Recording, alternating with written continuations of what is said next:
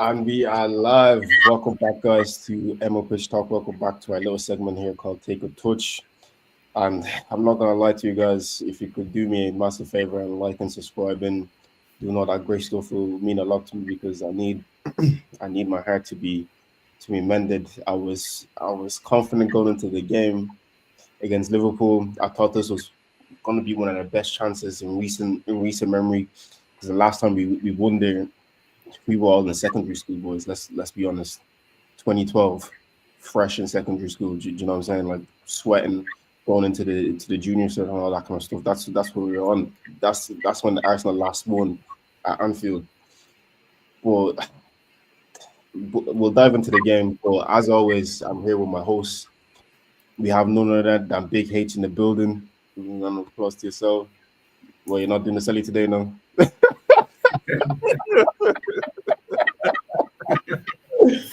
All right, now we have the man that's floating on cloud nine at the moment. Um, his club is the current reigning, defending Premier League champions. We have Pato in the building. Yeah. All that nonsense, all that nonsense. Well, yeah, Pato, how did you feel about the game before we really dive into it? It's a beautiful game.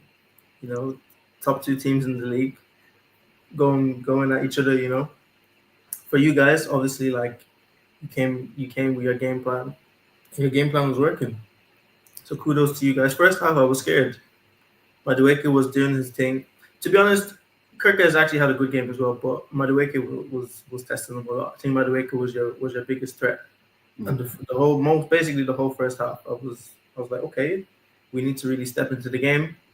Second half, as Slot usually does, he likes to download the tactics of the opposing team, and he saw it out in the second half. I would say from the 55th minute up until the goal, then we started to play a little bit more. What I will say is, I think Van Dijk, I don't know if people are going to notice it that much, but his passes that breaks the lines from defense to attack, bro, is actually crazy. He plays like he passes like he's Zubimendi or he's Rodri or something, but he's a centre back. Like the passes going from the centre back and he passes straight into strikers, fizzes it in, takes like 6, 7 players out of the game, and he done it a couple of times. And he did that before we won that free kick that Soboslai obviously scored. Mhm. But if I have to be honest, from a quality point of view, the teams were very, very even. Obviously, we can see as well, Liverpool is not that shaky defensively as we've been seeing in the first couple of matches. Maybe because of the occasion, maybe because you guys attacking while Saka was out and he went with Martinelli for some reason. But I have to be honest, we didn't like smash you, we didn't beat you because we were better tactically. It was luck. Well, not luck, obviously it's obviously like because he has quality in his set piece taking. But it was just a set piece. So I can't say that we beat you convincingly or anything like that. In terms of quality, the teams were very, very even.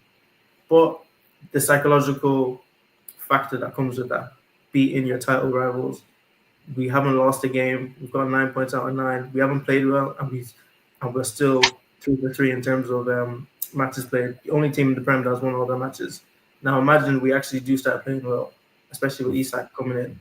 What's gonna happen? But yeah, that's how I saw it. Well, what I will say is, what I've been most impressed about with Arnie Slot ever since he's come in, and we discussed that a little bit last season as well, Pardo, is his in-game management, how he's able to tweak certain little bits. And I was watching, obviously, the post-match commentary, the post-match analysis, some of the player interviews as well. And I watched the one with Gravenberch where he said that at halftime, we were pressing you guys pretty high. It was a bit hard to kind of break us down. But in the second half, he basically just said, listen, guys, don't worry about Martinelli. He said, I don't give a bollocks about Martinelli. He said, don't worry about him. He said to someone like, it's almost like, go and put pressure on Calafiori. Don't worry about Martinelli. Konate must have said, yeah, he said, so well, go, I'll fix, I'll start Martinelli because Martinelli's not going to do anything. But the reason why I even also have the lineup on here for you guys is the minute I saw this lineup yesterday before I went live, doing the watch along here on YouTube and also on TikTok, I seen the lineup of Marino, Rice, and Zubimendi. I'm not sure about you, H, but how did you feel when you first initially saw that lineup? Because when I seen that lineup and I seen that midfield, I said, "Oh my god, what is this fella doing?" Brother, I laughed. You see me? I texted to the group chat. I said Arteta, and I sent 3 laughing emojis. Brother, it's comical. It's comical. I understand. The thing is, yeah, as funny as this, I understand why. I told, and the thing is, I probably would have done the same. I can't even lie. I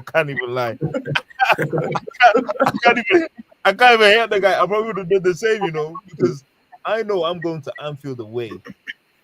Like a prime is just like I understand that Ted's trying to do the marathon thing where it's just like, you know what? It's better that we get a point away at United, away at City, away at Liverpool, and then we bring the game back at our gaff. So at least there's a better chance of us winning these games and collecting these points. So I can understand why he did it because bro, it's a long season. And as long as this not, may not be the game where you want to be pumping out Eze and Ranieri and all off the get-go and trying to attack Liverpool because Liverpool catch it like they still have quality. Give them any time, any space, lapse of judgment, they're still gonna punish you. So he went more of a defensive type of way and it worked. It worked literally up to the free kick. But it just holds the question of eventually at some point we can understand you doing this and the tactic behind the ball. Why didn't you then change when you saw Madueke was able to capitalize on certain like even though that long ball where they had the race and Madueke beat him Kirkas for pace, it's just like the opportunities were there. Okay, you have Martinelli on the pitch, okay, a defensive winger as I like to call him. But eventually, why not swap him out earlier? Maybe 58 minutes, 55 minutes. Swap him out.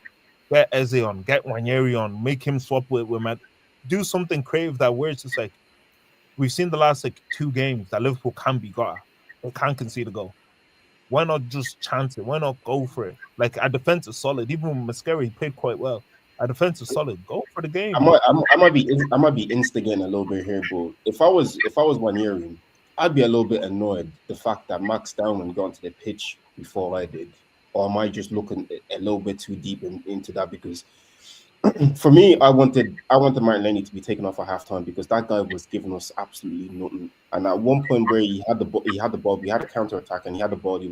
He could have slipped in Gyökeres because Gyökeres was trying to time his run, watching what Martinelli was doing and trying to anticipate. And there was one point he kind of jolted to go, and he would have beat Kanate for pace if Martinelli would have slipped the ball in.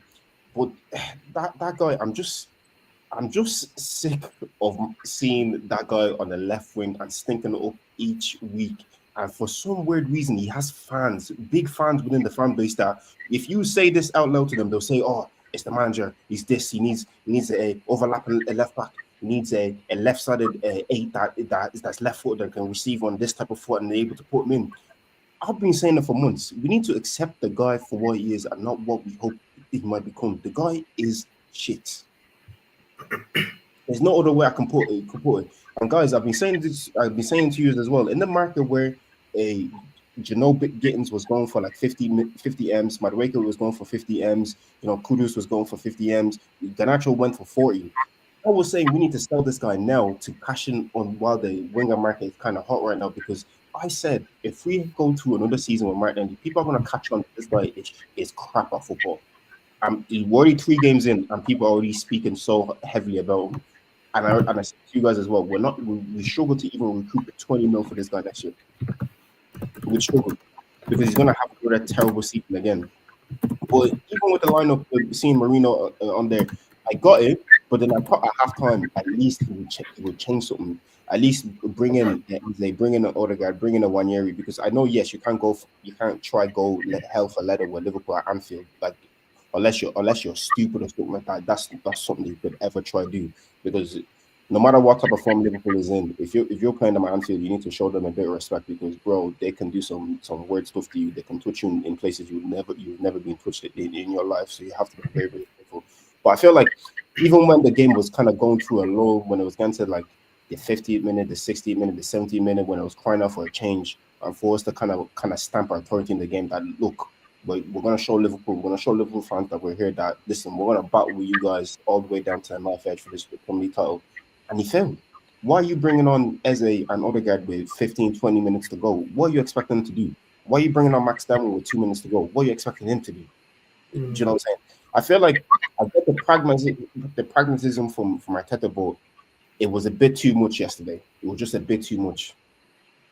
I would say as well with the lineup because that midfield, it's it's not really an issue with the midfield because if you think back to Klopp's midfield, he had Wijnaldum, Henderson, Fabinho. There's no creativity there, but Mm. you have to make sure your front three is really really potent. Mm. For you to start Martinelli with that midfield, I think it was just a bit much. It's either you play Eze in the 10 and one of them three in the midfield don't play, or you play Eze left wing and Martinelli doesn't play. You can't do both because it's Mm. just like, okay, what's the point of the front three then? Because What's the point of a strike? What's the point of a striker like Gyökeres exactly, when you know he's somebody that needs service and you provided him? Like he said that in the interview as well that we had three attackers on the pitch. We had three attackers on the pitch and three DMs essentially. And what were you looking to create? You feel the same lineup like this against Bournemouth away last season, and what happened in that game we lost as well. he lost. There was Yeah, zero, yeah. zero creativity. This mid, like some of his experiments. Yeah, I don't know how many times he needs to watch it fail before he realizes that it doesn't work. Because a couple of times, even the season before, not just the season I went, a couple of times he tried Kai Havertz in midfield. It didn't work. Then you put him up top, and then all of a sudden, Jesus was fit. And then in the Aston Villa game, remember I called you after that game. Me and you were going mad after Aston Villa game. We lost 2-0. He threw Kai Havertz back in midfield and put Gabriel Jesus up top, which is something that never worked. Mhm. Do you know what I'm saying? So I don't with this manager. I'm not sure what it is with him. I'm not sure if it's arrogance. Maybe you love the boys too much or something like that. But something weird. Do you know what it is? And I've come to actually just say it, like, is that anytime he plays, Martinelli or he goes to Marino's, like, I've come to realize that's actually a case of this, like, and I've said it about Martinelli, like, this is actually a coaching thing. Do you get me? Like, this, because there's no way, like, I've seen footballers drop off and stuff like that, but the way Martinelli's style of play has receded, the way Arsenal style of play has kind of gone from a very fluid style to a very stagnant, stiff style of play. That's all coaching, because I can understand why there's so much emphasis on Bukayo Saka being our main attacking threat, but he doesn't want. I feel like Arteta doesn't want to have a left winger that's almost as attacking as Bukayo Saka in a way, because he feels that that's going to expose, especially when he has like the left back moving into midfield. He feels that that's going to leave him quite exposed. So I feel like for him, he's kind of gone with the idea of, you know what, while Saka's pressing, we're pressing, and Calafiori will schedule pushing to midfield, I need to make sure that my left winger, he's not like, I don't want him to do too much attacking.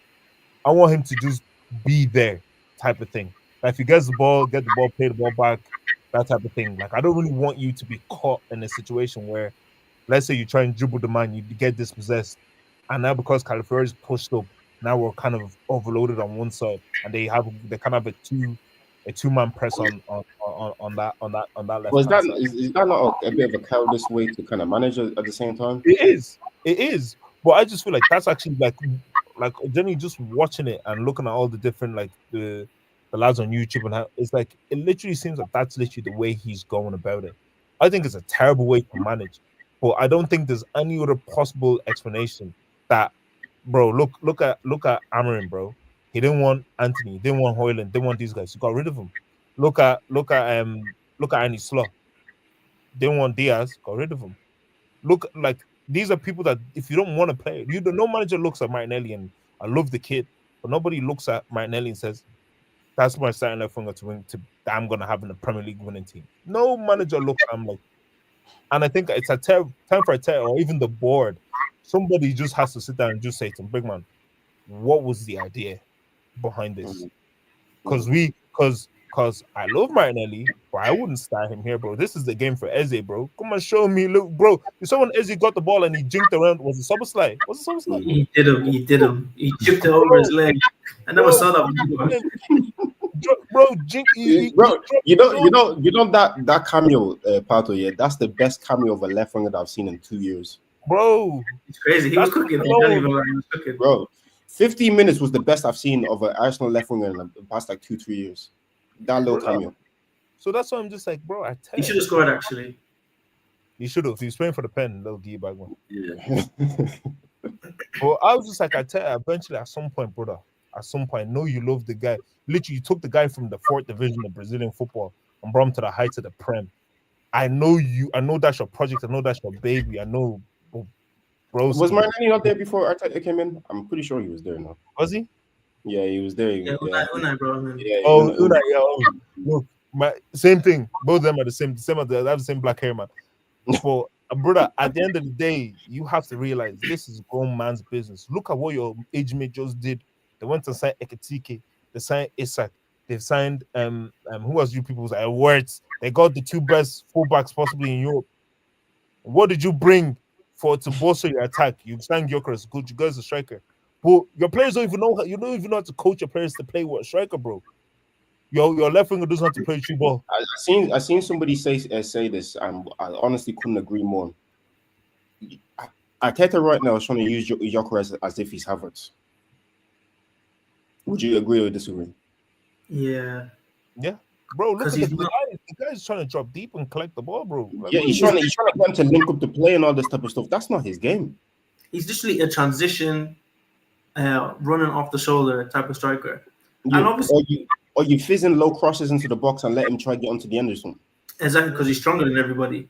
Because obviously you were playing against Liverpool, who, let's be honest, our main thing is attacking.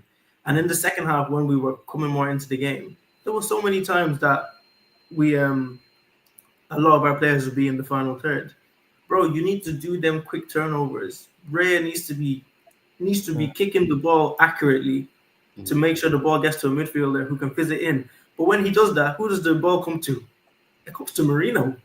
Marino is not going to play that ball through the lines that you need. Zubimendi is playing as a 6. He's too far back. But Declan Rice is box to box. He's just making sure that everything is going to plan because he doesn't trust anybody else in the midfield. So who is supposed to play the ball? Madueke, bro. He's hooking the touchline. He's hooking the touchline. Him and Kirkis are just fighting each other. Then you have Martinelli on the other side. Martinelli, that all he knows is that his own is that I'm not going to look up. No matter what you need to do, is I look up, I can't do it. Because there was that Gyökeres when he could have played Gyökeres, and there was a couple situations, and he's just not looking up. And I'm even when the game is happening and I'm seeing things happening. Obviously, we're watching it from the TV, so we can see more of the game. I'm like, oh my god, they're gonna score! Like they're gonna be in. There's gonna be a chance, and it's like he doesn't see it. But he's a footballer. He needs to be able to see it, especially if you're an attacking player. You need to be able to see that. And you know who would have seen those opportunities? Eze would have saw it, because there's no way you're gonna see Liverpool play Szoboszlai at right back, because he knew Szoboszlai was going to play right back, because he played right back against Newcastle. So there's no way you're going to know, and number 10 is going to play as a fullback, and you're not going to tag him and pepper him for 90 minutes. Even start with Eze, yeah, and get a goal, put Martinelli on at halftime, and say, look, that's it. Take out one goal and that's it. Or it's 0-0 at halftime. Even the 55th minute, take Martinelli off. Say, Eze, you need to go at this Szoboszlai guy for the rest of the game. We're going to keep going down that left-hand side. But no, you decided, let me keep Martinelli on to God knows when. We went down Gyökeres left-hand side more than we actually went on Szoboszlai's side for some weird reason. And Szoboszlai is not even a natural fullback. We were targeting the actual natural fullback. That's what I'm saying. Sometimes with this manager, I don't get the wavelength. I don't get the thinking. I think it's starting to feel like it's just pure arrogance at this point. Do you know what I'm saying? Like Bukayo Saka is not on the pitch. Yes, okay, you got Nani because Nani can actually, one-on-one, he can face up his man, he can beat his man to a consistent level.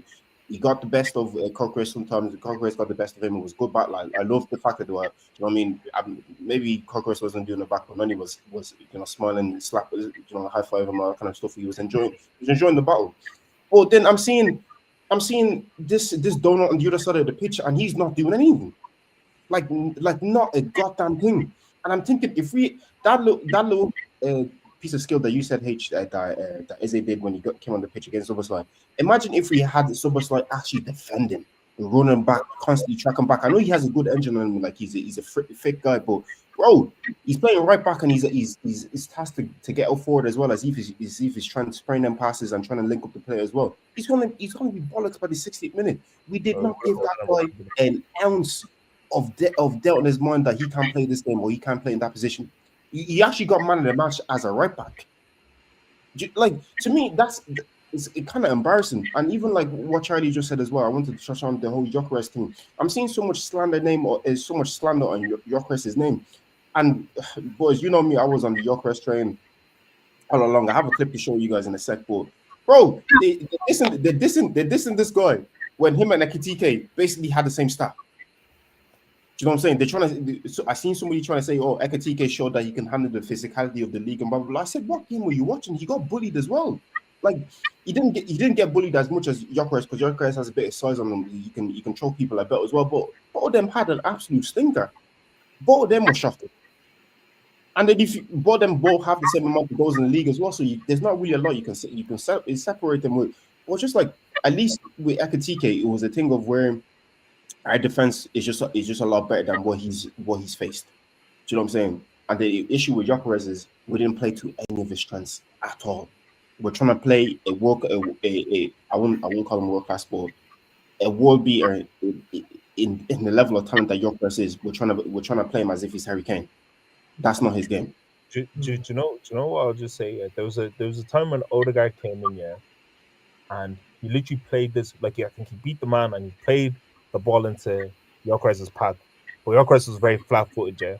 And I was like, and I didn't blame him because if the ball had been coming to him most of the game, or they'd been making attempts, He'd be he would have ready. been on his toes. He would have been on his toes for it because I think had he actually been on his toes, he's through on goal, one-on-one with the keeper. And it's just one of those where it's just like, I tear. Start coaching your guys on how to play with a proper striker, bro.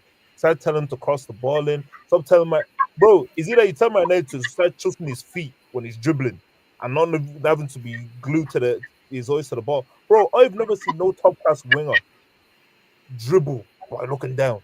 You know these demons, they look in your soul, bro, and they'll snatch Well, that shit, did you see what Savio did to Calvin Bassey on the weekend? bro. He took him They for a walk. They look you in your eyes, Took him for bro. a walk. But no, Marinelli wants to be looking. Are you five, big man? But like, bro, you're a professional, bro. Like, in all seriousness, yeah, bro, you're a professional footballer, bro. I doubt when any of us go to work, we're looking at the instruction manual as we're going. I know what I'm doing. I go and I know what I'm doing, bro. Do you know what I mean? Or you're driving and you're looking up for the suns. You're really trying to Bro, look up for the sun. You know? bro, like sincerely, bro, I watched that game, yeah, and I said to myself, bro, I know for a fact me, I'm not fit, but I tell you, had you thrown me left wing, bro, there's no way my eyes on that. I am going, bro. Every time that ball comes to me, I am attacking Soboslai, bro. I'm body, even to foul him, put him on the ground, bro. Do something, bro. Do something. Don't be Just look. watching that Martinelli performance, yeah, I'm pretty sure all you guys seen that interview that Dej Spence did with Rio Ferdinand and that guy Joel Bayer, and then they were asking him about some of the best left wingers he's faced and all that kind of stuff. And that Joel guy asked him, "Oh, what about my boy Martinelli?" And you know what Dej Spence did? He laughed. Like it wasn't even like a ha ha ha ha. He laughed like his head went back on his chair. He was laughing. Do you know what I'm saying? This is what people think of Martinelli in the league, like in the professional league. This is what they think of him. They think of it as a joke. And I hate to go in on the guy. Like honestly, I genuinely hate to go in on somebody because at the end of the day, that's a human being. Yeah, but big man, as your occupation states, one of the skill sets is to dribble. I'm not asking you to be the man. That's what I'm asking you to do. That's it. Just the next game, show me you can dribble by looking up. That's it. Once you show me that, we can start using that as building blocks, bro. Then you can start watching some Ronaldinho compilations or something, and we can go from there, bro. But for now, bro, Bro, they said that he's not Brazilian. He's from Hackney. His name is Gary Martins. bro, we have to be, bro. They said his name is Gary Martins. But I wanted to show you guys this clip. Yeah, shout out to the football Terror. Shout out to Terry as well. Big up to them for the content. But my guy Igal, he's a football fan. He's what you could call a top gooner. So he was having a debate. I'm pretty sure Pato, you know Don Hussein. Yeah, He's a massive Liverpool fan as well. So obviously, Igal was kind of giving it a big one before the whole Arsenal Liverpool game, blah blah blah, and all that kind of stuff. And then obviously we lost. So they had a bit of I had a bit of a back and forth yesterday. So I'll just play about maybe about 40, 50. The only team who actually wanted to win today's game was Liverpool. Arsenal Football Club were taking long set pieces from their own half. That's posh Stoke City, and you're coming here telling me, oh, we should be proud. Proud of what? Proud of what? Alisson could have had shisha today. We cleared all your corners. You relied on corners.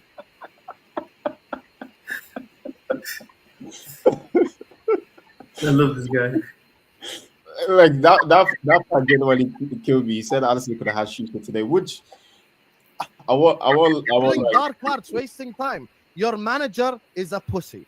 End of discussion. All this talk about pragmatism and shit. Your outlet was set pieces, of which from your own half you took long. And I'm supposed to sit up here and go like, wow, Arsenal, you did so well. Stop bullshitting and stop lying. And if anyone's going to mention the fact that we won from a set piece, we would have scored a goal anyway because we were in No, the you ascendancy. wouldn't have. You won from a were set in the piece. ascendancy. Shut your mouth, you Stop, guys. don't You're interrupt, don't lying. interrupt, be You're quiet, be lying quiet, to be the quiet. public. Don't You are interrupt, lying don't to interrupt. everybody. Let me You are finish. We just lying scored to the goal. everybody. yeah. So they just basically just go on to have like a back and forth and all that kind of stuff. But See, I hate man like this. Both of them, I hate both of them. see, this is why you can't chat too much before the game. The guy was doing a lot of talking, a lot of chatty patty before the game. And Don, I won't lie to him. You just put him to his place. You literally just put him to his place because we didn't like both teams didn't offer a sniff. But the most likely team to score a goal was Liverpool. Let's be real. Do you know what I'm saying? Like looking at that lineup, I did not know where a goal was gonna come from, and I felt so bad for Gyökeres beforehand because I was thinking, brother, I'm sorry about this. I don't know what we're doing. And I also seen a crazy stat as well. This was I think the Liverpool game and the United game are the two games that Gyökeres has played in his career that he hadn't had a shot on target or even a shot on goal. Damn. Bro. So that tells you a lot about the way we play and how the manager sets up. Because how? And it's not him because he's done it in Europe as well. Because I know they're gonna say, "Oh, it's the Portuguese league," brother. He was dunking on people in Europe. He even scored against you. I'm pretty sure. No. Did he not score? He tried, but Oh, okay. I think he had like a good shot or something like that. Yeah, But anyways, yeah. Even in Europe, he was doing this thing. He dunked on City. He dunked on a lot of people. So obviously, it is the Arsenal setup that is not geared towards him. And your manager probably should have sorted it out quicker because there's no way everyone in the team doesn't know how to play with actual number 9. They know how to play with Kai Havertz, but they don't know how to play with an actual striker. yeah, because Kai Havertz is coming up, dropping deep, linking the play and all this type of stuff as well. But I don't know how it is because I know he didn't have much of a preseason, but he still had somewhat of a preseason. So it's like it begs to ask the question: what they actually doing in training? Do you know what I'm saying? And it's just like what Charlie said as well. If we play like this against Newcastle, even it's a Newcastle that's without Isak, but they'll have that 6'6" German striker, and they'll have Johan Wissa as well. Wissa is somebody that's proven. Bro, what Newcastle will do to us as is SJP will not be should not be televised. I will never be worried about a man coming from Germany to kick the ball in England, bro. Never in my life will I be worried about no German striker, no German. I couldn't, bro. I've seen Timo Wertz kick ball, bro. I've seen him. Timo Wertz. I've seen him. I've seen him for games. No, Timo Wertz, bro. I've seen him now. Who's Kick Timo ball. Wertz? Yo, Wertz. Timo Wertz, bro. That's his name, bro. Bro, I've watched that brother kick ball, bro, and I've been so like he had a better game against brother. The disappointment, like do you ever, you know when it's just like it's a rival club, but I actually want this guy to actually play well, bro. And I'm so frustrated. And if he was on my team, I would have ripped the head off him, bro. 100 and something million British Chinese pound they pay for you. This is the rubbish you're doing. Bro, You're going early. Bro, it's You're one of going them. early. But look, even Newcastle, bro, that sick, bro. You're trying to tell me a 6'4" striker from Germany because he was jinking man from Bochum FC, Cologne FC. I couldn't give a rat, bro. When they come out, when Tyrone Mings out smashes him up, now what would they say, bro? Tyrone Mings. But one thing is like Arsenal as a football club, as an institution, as a self-record label. Listen, we need to figure this shit out, bro. Is it that you decide to play as a 4-2-3-1, a 4-3-3, 3-5, whatever it is, make sure the ball goes to the man with the wedges foot, which is Yokeres, bro. Let him let him kick the ball, bro. I don't want to see, bro. And you know the thing is, even when Max Salmon came in, when Madueke, bro, these men are always looking to attack. They're looking to whip the ball into the box. Why is Odegaard not looking to like dink a ball into the box? Everything wants to be on the deck. Everything's on the deck. Bro, put the ball in the air. The fella's about 6'2". He can get up. He can climb. He can jump. He's not that fat. Like, I'm gonna hate this, bro. Bro, sometimes, listen, I actually hate. Sometimes I watch Arsenal, yeah, and bro, it's like all the emotions left me, but I just laugh, bro. I'm like, big man, you know this guy came for like 70 odd mil, and he hasn't had a sniff at a ball, brother. Not one person has actually created a clear cut chance for him. Not one person has created a clear cut chance for him. The goal he scored, bro, against Leeds, he had to do himself. He made himself. He had to do himself. Yeah, because he knew, these things, bro. He knew after the first game, this one they won't pass the ball to me, man. Bro, that fella said they won't pass that shit to me, bro. Give me that shit, bro. Bro. Arsenal's just so frustrating as a club, bro. So frustrating because you have all the tools available to you, but you don't use it. Even the players, you guys have made that. You guys are living the dream of billions of people, bro. Do you think if it was me, bro, I don't even have the same level of ability as you, bro? The run I will run that day, bro. The crosses I'll punt to the bro. I will put my life on the line, bro. But no, because you make 150k a week, I lost the game. It's all right. Oh, bro, I'll slap people up, bro. Don't let me catch you on the road, bro. I've been so for real, bro. I have a question for you. Obviously now you've had your first loss of the season. It is away at Anfield, so it's not the end of the world. Let's be real. And you have a couple of players missing. With the first 3 games gone, all your signings are in now, so you can't say we're waiting for signings or anything like that. What is still your expectation? Also, keep bearing in mind how Liverpool have won their games and the players that they brought in. We'll get on to Isak later, but what is the expectation? What is the minimum requirement for Arteta to keep his job come next season? Bro, Isak has to score 20 goals, man. That's Arteta's objective for this season, bro. It's not even to win trophy again, bro. Just make sure that guy scores 20 goals. We'll go again next season. Oh, Guckers. I'm like, bro, we'll go again next season. No, but seriously. I don't even know what my expectation is from, because the way you guys have done a madness in the transfer window, which is something that we're gonna touch on now as well. I actually don't even know. That's crazy. Because what it is because I'll even say that game yesterday just kind of gave me the ick a little bit about Arteta, because the reason why I say that is because you had a chance to kind of set a statement. I know Liverpool is not a place where you can go gung ho, but it would have not killed you to start an Eze or a Wanyeri in that type of game where you still would have had the control. Do you know what I'm saying? Like you signed Declan Rice for over 100 mil, and you chased it with Mendy for 2 years for a reason as well. So there has to be a certain level of trust, there. But it's like you played pragmatic. We kind of understood it, but even when it wasn't really working and was starting to fade a little bit, you weren't quick enough to adapt, to change. And that's something that I always praise your manager about, because he might not always start well, but he make sure he finishes well though. Mm-hmm. You know what I'm saying? And it's still like it feels to me like he's still learning on the job.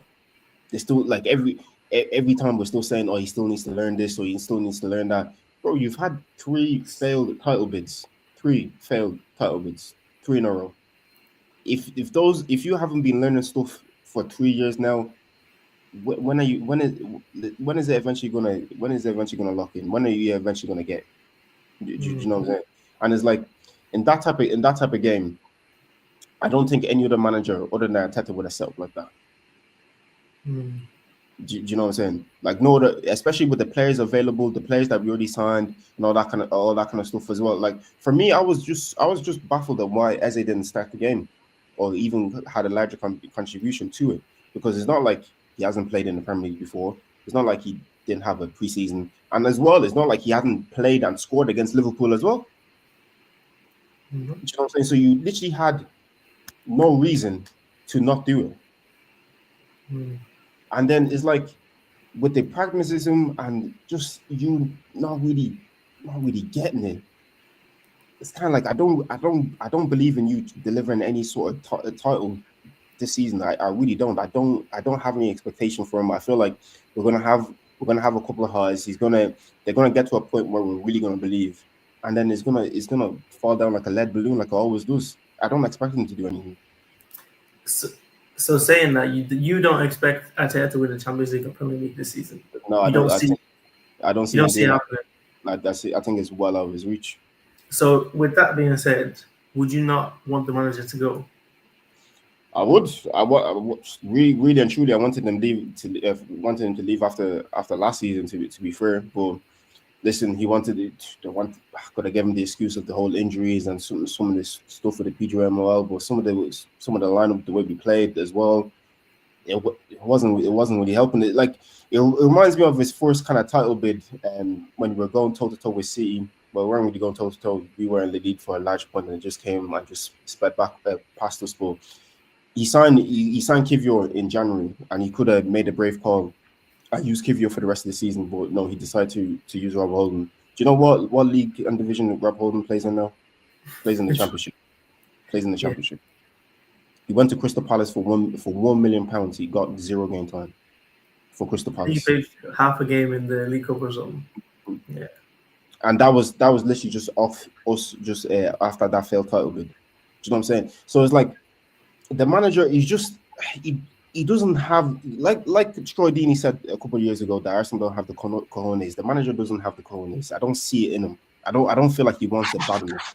And especially after the season was over, he went on a podcast and people are or Ars blog. I think that's the page or something like that. He went to their podcast and he was doing a Q&A with the fans, and people were obviously rightfully asking about trophies, and he said, "Oh yeah, we're working really hard on it. Just give us a little bit more time. Be a little bit more patient, bro." Andrew Postecoglou says in my second season I always win something, and he did. And if they actually kept him on and not sacked him, I truly believe he would have won. He would have won that Super Cup against PSG. Especially now with hindsight and we've seen the way PSG played, he would have won that game. Hmm. Do you know what I'm saying? Glasner has delivered 2 trophies now. I didn't know before the Community Shield was a trophy, but now all of a sudden it's a trophy. Do you know what I'm saying? West Ham was won a trophy. David Moyes, do you know what I'm saying? Like so many people are like I get what you're saying that you need to be in the right moment to win trophies and blah blah blah. Yes, that's true, but sometimes as well you kind of force your way to get into there. Do you know what I'm saying? And this guy has not done anything or taken that extra mile or taken that extra step or taken that risk in order to get to where he wants to be. Everything is calculated. It's too calculated for me. And that's why I don't expect anything from him this season. I don't think he's going to do anything. I don't see him delivering any big trophy. I feel like we're going to have a bunch of highs again where we're going to get real rowdy. We're going to say, oh, yeah, look at the way Arsenal's playing, blah, blah. And then it's all going to fall down like it always does. It's not going to fall down in January. It seems to fall down in March, April time now. They just postponed when they want to turn shit down. So from you guys' point of view, as Arsenal fans, you No, think that's just my point of view. I'm not sure. I yeah, can't that's speak. what I want to ask H as well. But also another follow-up question is, I'm not let maybe H answer this. From the squad perspective, you think the squad is good enough, player for player, to go toe to toe with Liverpool for this title and beat them potentially, and capable of going toe to toe with the teams in Europe and win the Champions League? The squad, but you're just saying the manager is not capable. Is that what your feeling is? I think the squad is there. I think any other manager would get a lot more out of the squad. I'm not sure how he feels about, but I think any other manager would be able to get a lot more out of the squad. Play to each player's strength, and I feel that not so be so embedded within their souls and whatever system they're trying to implement. Like a Halsey, a good manager, is able to implement your system, but deviate when needed be. This guy doesn't deviate. There's no plan. There's no plan B, C. It's just plan A, and plan A has to work. H, what do you think? I think Arteta goes and wins the treble, lads. I mean, honest. If I'm being totally honest, like, because I haven't seen any football from any team this season that would suggest to me that this is going to be a Liverpool title, this is going to be a City title, this is going to be an Arsenal title. I think Arteta has he's bolstered the squad in the right way. I think Toiba's right in the sense of any manager would get more of this team than Arteta. Granted, this is 3 games in. Look, here's what it is. You went to Anfield, you lost at Anfield, bro. This is not the first. I'll just interject quickly. The reason why I say another manager will get a lot more of this squad is because we're 3 games in, but we look the exact same from last season. Still rigid. But what I would say, and this is our opening 3 games have not been like Leeds is our most comfortable game. But I will say even with Leeds, we scored 2 goals from 2 set pieces. To And we open scored up. 3 from open. We What scored were 3 the from open. first 2 goals? Say again? Were the first 2 goals the set pieces? So I said we scored 2 goals from 2 pieces. I'm not sure if there was if they were the first 2 or something like that. Oh, was one of them yeah. Penalty, then the one that Gyökeres created himself. Yeah. But for me personally, like I think it's one of those things where it's just gonna be ugly football. And I think Arteta is stubborn in the way that for him it's a case of we're gonna do this my way. I think looking at Liverpool squad, I think the quality and the talent is there, but I don't think the manpower squad depth is there per se to go. No, but I just mean squad depth wise, I don't think you man are really there because I think couple injuries the same way with Arsenal, bro. Look, Arsenal lost Odegaard, we lost Saka, we lost Saliba, bro. Like these injuries, like if you're really trying to do a whole season, bro, you're gonna get injuries, and then you have to look at your bench, and then does your bench quality equate to the quality of the player that's gonna be missing? I think that's where your issue's gonna run into. I think if you sign Guehi, I think it'll be a different conversation. Probably wouldn't be saying this, but I think defensively, having to bring Joe Gomez in maybe a Champions League quarter final may not be the best option for you guys. Do you know what I mean? Or having to play Szoboszlai as a right back if Conor Bradley gets injured against a Vinicius Jr. against an Mbappe is probably something that you guys don't want to do. Do you know what I mean? You played against Arsenal with Martinelli. We all know what Martinelli is. Can I just say something to that? Yeah. Conor Bradley played against Real Madrid, by the way, last season. Mbappe was there, Vinny was there. Oh no, Vinny, I think Vinny was. Szoboszlai is. I think he's okay. Let's be honest. He did it against Martinelli, bro. Doing it against Mbappe and it's 2 different animals. Do you know He what did I mean? it against Newcastle as well. That's against who? Anthony got. Oh my god, Anthony got, bro. We're talking about 2 different. That's like this different caliber of play. Different caliber. Mbappe will look at Szoboszlai and say Hardy. Bro, that's true. That's a point to Ibs cat against a lion, bro. Yeah, but okay, but you've just put. Don't be trying to share about. Don't be trying to share about Willow. Well, the example you gave is a potential person filling in at right back against the best player in the world. This is very unlikely. But this is you're saying it's unlikely until it happens because that's the current situation that you guys have on your hands right now. So for me, what I'm saying is when injuries occur, which eventually they will. I mean, I don't pray for injury on anybody. I pray every player has an injury-free season. But this is the game of football. Do the players that you are taking out because of injury, do they match up to your bench? Is your bench quality enough for that starting? And I personally don't think it is. But when I look at Arsenal's bench, because again, I'm just looking at quality for quality. If Odegaard goes missing, we have Eze to bring in. That's almost nearly a step up from Odegaard in terms of directness, in terms of being able to score, create chances and stuff like that. If Saka goes missing, Madueke will come in. Not as good as Saka, but he can get the thing done. Do you know what I mean? Like, so to me, it's like squad depth is there for Arsenal. The manpower is there. It's just more so down to how are we going to play as a team, and it's also down to sometimes the players need to just say on the pitch, fuck what the manager said. Let's go and let's overload Szoboszlai. Those man what I tell. Let's overload Szoboszlai. Let's overload this guy. This is the weak area. Let's go and attack that area. Sometimes you have to be on the pitch and actually take command of the pitch as a player yourself. But look, I think it's either trouble or nothing for Arteta, really. So he has to win trouble. So H, let me ask you a follow-up question. If he fails to win anything this season, stay or goes. Well, the thing is, it's are Arsenal fans too Spoiled in the sense, in the sense of, we're saying if he doesn't win, does he go? Who goes? Who comes to fill in? You find Who? somebody. But there is no find somebody. No, no, because I will die on this hill because of Arsene Wenger, and I'm not even an Arsenal fan. No, I'm not even talking about, oh, he's going to stay like a Wenger thing. That's not what I'm saying. But No, not that. But who do you generally bring in after Arteta? Honestly, who do you bring in? Because you're not going to tell me you're going to bring in fucking Ranieri. Is that who you're going to bring in for me to bring me the league? Because what you're looking for is a step up from Arteta. Who's going to? Not really. Like you couldn't bro, really, you can't really say Slot was a step up from Klopp. He is now. Not that he's a step up. He wasn't a step up from Klopp because nobody really knew who he was. All he had under his belt was an Eredivisie with Feyenoord that he won about like 3 years ago, something like that. And he came in and absolutely blitzed the league. What do you think? Okay, but why do you think he won the league though? I know there was some mitigating circumstances.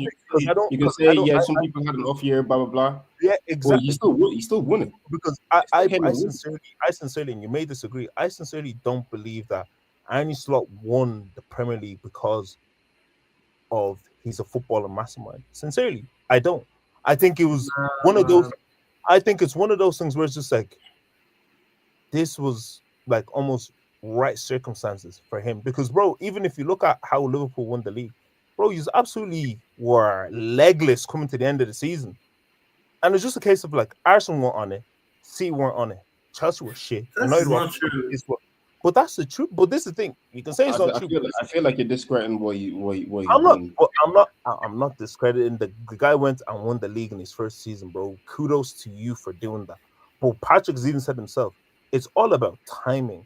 He came into the league in a season where Manchester City, that won the league 4 years in a row, that just did the trouble, fell off. In a season where Arsenal should have gone and won it, but we didn't. We were fucking shit. So who else is actually meant to go and win that league? Because definitely it's not Tottenham.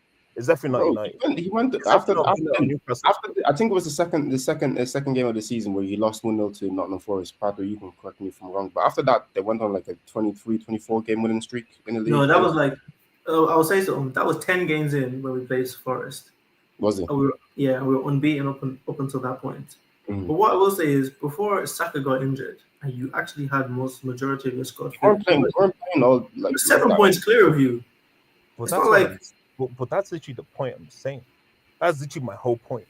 Is that I don't deem him to be some footballer mastermind that he concocted some illustrious formation that just made everybody crumble. I don't think that's what last season was. I genuinely think it was a series of teams that literally did not live up to the expectation of what they actually wanted to do. And because look, if Arsenal's not going to win, if City's not going to win it, Liverpool, bro, you guys didn't even count yourselves in the league in the first place because you didn't even think, oh, we'd even have a fucking chance. We thought we were going to end up third or fourth. You didn't think you were going to do anything. So personally, to me, I'm not looking at Arne Slot as a fantastic tactical genius that's revolutionizing Liverpool and change. I just think it's a case of like he came into the league at a good time where by chance City and Arsenal just were not on shit that year. Simple. Can I just say something? And that's not his fault. It's not his fault at all because he can only play the niggas in front of him at the end of the day. The last 8 games of the season, we basically knew the league was done. Cool. The last 4 games of the season, these people were in between games. They were going to Dubai.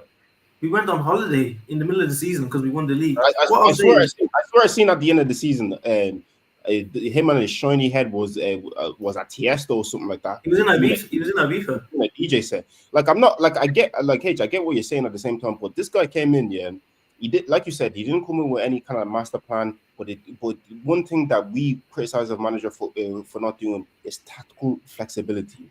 When things is not going well, look at what you have and make a pie of all the ingredients that you have on deck, and that's what he did time and time again. That's what he did against us on the weekend, and that's how they were able to win the game. Do you know what I'm saying? He's not so rigid and he's not so hell bent on this ideology that he has. Do you know what I'm saying? And Arteta is, and he's not even a tactical mastermind as well, because what's his tactics wrong? Absolutely fuck all. Hasn't won jack shit. you know what I'm saying? So we like say if he did get sacked, we don't need somebody else to come in and be Arteta and be so embedded into Arsenal and love the club and wanting to connect this and make a chant and blah blah. We just need somebody that's gonna come in and is just gonna coach the players, put them in the right positions, teach them how to win, and get them over the line. But who? That's all we need. But who? That's Listen, about. there's somebody out there. But who? Can I But this is the thing, because we can't say there's somebody out there, because somebody could be flipping anybody, bro. It could be Joe down the road. Do you know what I mean? Who in world football right now? Do you There's think managers. There's managers out. There's probably managers out there that you've never heard of in a day in your life. and that's who you want me to trust to bring my team the Premier League title. Like, listen, you act as if Arteta came in with credentials. He was. I didn't come in with credentials, bro. Do you think I was happy that we brought Arteta in as a manager? So I wasn't happy about that. If you're able to sit and hold out for the ride and see where he was able to take us, why can't you wait for somebody else? Because because we've come to a point where, because how many times do we have to try with this guy until we eventually get it? It's just like with the Martinelli case as well. How many times do we have to try for us to eventually get it that he's just not going to be it? But this is the thing with me, and it being Arsenal fans are spoiled because we've managed to jump ourselves from the pits of hell all the way to become Premier League contenders in the span of basically in the span of a season.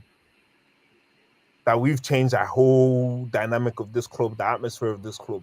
That now we're talking as bro, yeah, if he doesn't win us the Prem, bro, do you know how difficult it is? Okay, can I also mention about that season because you said with Slot as well.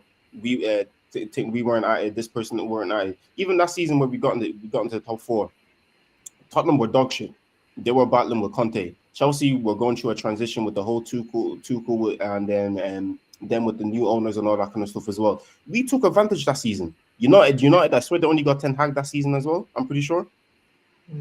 So they were going through a little transition. We saw a little gap in the door, and we flipping bulldozed that, and that was able to, like you said, raise us from the ashes and get us to where we need to get to. Arne Slot came in. He didn't have to do too much, but he did just enough for him to get over the line. Do you know what I'm saying? And listen, if another manager is able to come and do that, I'm all for it. I'm not saying we need to get another manager in. If that doesn't work, just sack him within like 6 months or something like that, unless it's catastrophically bad. But we can't sit here and think that we have to live and die by the sword of Arteta because he managed to rise up from the ashes. Arsenal Football Club was going to be good regardless of Arteta being there or not, because it's Arsenal Football Club at the end of the day. Whether people want to admit or not, but with the third most successful club side in English football, that's a fact. Do you know what I'm saying? We were always going to be good. So we can't live and die by Arteta and these experiments because, like I'm saying, how many times do we have to try until it gets to a point where, this is not working? Yeah, but I'm not saying that you live and die by Arteta. So what I'm saying is the availability of a manager that is going to bring you that. Bro, if you want to try and do the risk thing like Liverpool did with Arne Slot, go ahead. Bro, 9 times out of 10, it's going to end terribly. No, but it wouldn't though. Because look what happened now with the managers that, bro, okay, but maybe bad club to use, but with Ten Hag. United took a risk with Ten Hag. Ten Hag won the Eredivisie. They didn't win like the double or something in the Eredivisie before. Yeah, but Ten Hag sought after coach. He had a good reputation. Exactly. On this, literally the point. This guy was won. This guy won, came to the Prem. Bro, he even just got sacked. Just got sacked today. This is what I mean when it's like the availability of good footballing coaches. That, because you didn't win the Prem this year, you didn't win the Champions League. Okay, yeah, it's time for him to go. That's not necessarily the case because if the availability of good footballing coaches is not there, bro, Arsenal bring him for the Youngberg again, bro. And then what? You're trying to relate it to pre-Arteta. The state the club is in right now. If Arteta was to get sacked today, there'll be a line of managers banging on the door trying to get that hussy. Would that be crazy in saying that? Just as a rival, would that be crazy in saying? Who is good enough? That's what I'm saying.